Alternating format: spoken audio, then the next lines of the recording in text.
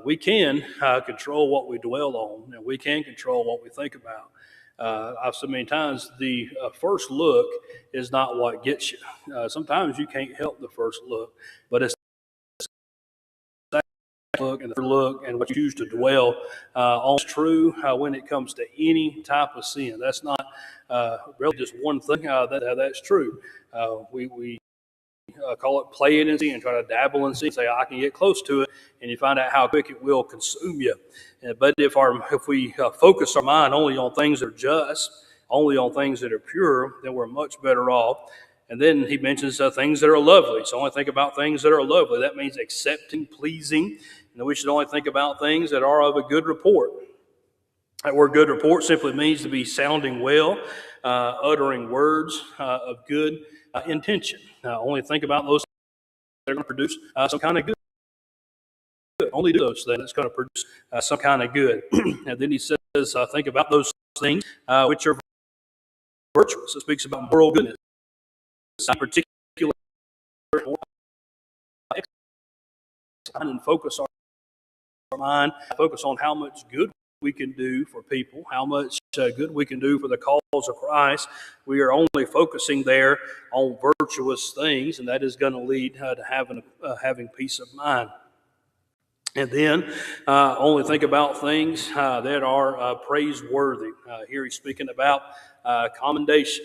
If we focus our mind on the things that we can thank God for, we focus our mind on the blessings that God has richly blessed us with, and we have a spirit and attitude of thanksgiving, again, that's going to ground us spiritually speaking on a deep soul and spirit level, and we will be able to have peace of mind. And so we ought to try not to worry about things, again, that are out of our control. You know, a lot of suffering comes from trying to control things that you were never in charge of to begin with.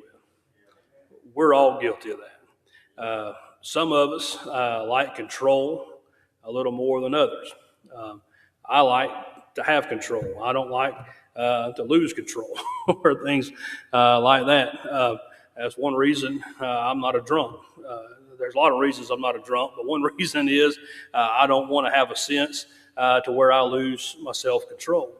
Why? Because, in fact, we call it temperance. In fact, if people call it teetotal or you abstain from alcohol, whatever, the Bible calls it temperance. You're not engaging in that. Why? Because if you're intemperate, then you have no discipline. You have no control. And you are just as responsible for the acts that you commit when you're out of control than the acts you are responsible with when you're in control. And so it's better to not worry about the things that we have no control over. What are some of those things? What's some things I'm never in charge of? Well, happening right now, the weather.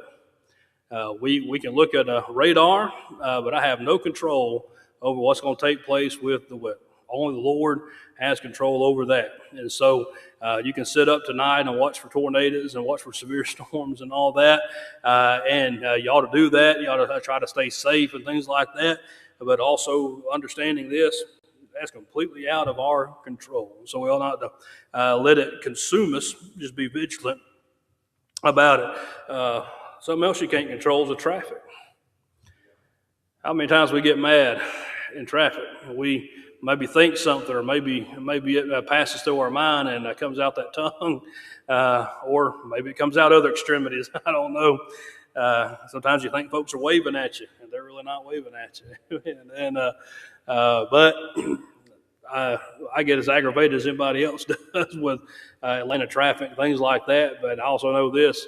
It's not in my control. All I can do is try my best to control that vehicle and let the Lord take care of the rest. You can't control what your boss or coworker said to you. You can't control whether people really can't even control that. You can't control whether strangers like you. You can't control whether the plane is delayed or you ought to believe what's actually yours. Under your control, and I can tell you, it'd be a whole lot shorter things you actually have to do. Yeah, happening in our body right now. We're not in control of on a conscience level. You can take control of it, but until I say this, not one of you is thinking about breathing. You're just doing it. Now we're all thinking about it. Now we're all regulating and we're taking our breaths and all that. And it's been shown that if you mention that enough, that you will actually start breathing at the same pace in the room. Why? Because you're taking control of blinking. Most folks, you blink 1,000,000 times a day and don't even realize you have no control over that. And so we ought not to worry about the things that we have no control over. So there are several things here that we learn from these verses in closing. One, that God will do his part to give you and I a peace of mind, and that is a promise, and his promise never fails. And then two, we have a peace of mind, and that's our participation in it.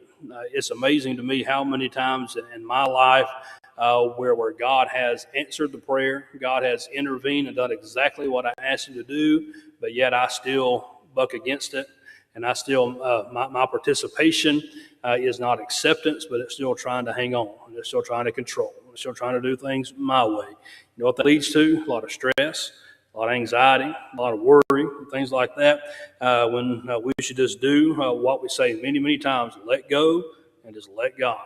Control the things you can control, but outside of that, we ought not to worry about all this. God will not give you his peace of mind if you insist on meditating on things that are not true, not lovely, not a good report, not virtuous, etc. Verse number 8 gives us all those things that we ought to have our mind trained on, and it gives us the results of that would be peace of mind.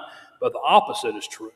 If you're thinking opposite of those things, then you're not going to have peace of mind. And so God here gives us here the book of Philippians as Paul's closing this great book, this great letter here to the church of Philippi, some things that we can do in order to have a pathway to a peace of mind. All right. We'll be closed out here in prayer in just a moment, and do have some things to ask here tonight, and then we'll go home. I do remember this coming Sunday will be Mother's Day, and we will not have evening service this coming Sunday night. And then on May 16th from 2 to 4, Brother Brandon's graduation party at the Fellowship Hall. And then by way of prayer, of course, we want to continue to pray for Sister Carol's mother, and she's basically just kind of in and out of response. Sometimes she'll respond, sometimes she won't, but of course decisions have to be made there, so continue to pray for her. Of course, Brother Ralph, he has the ultrasound coming up this Friday there on his kidney to check on the aneurysm. Pray for good results there. And Sister Rhonda called this afternoon with a praise report. Everything come back clear on her scans. She has no blood clots and all that. So we praise the Lord for that answered prayer. Then also want to ask the church to pray for Sister Susan tonight. Today was her and Brother Roy's 48th wedding anniversary, and she texted just having a really hard time today. And so you remember Sister Susan.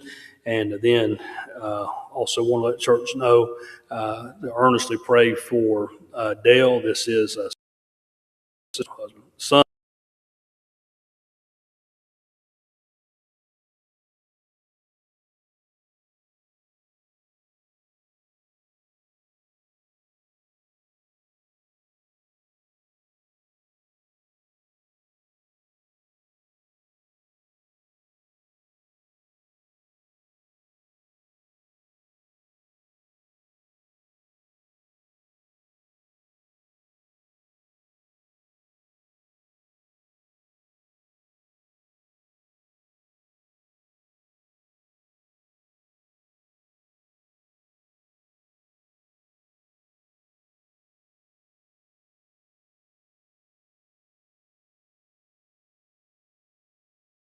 Month, and he was on his way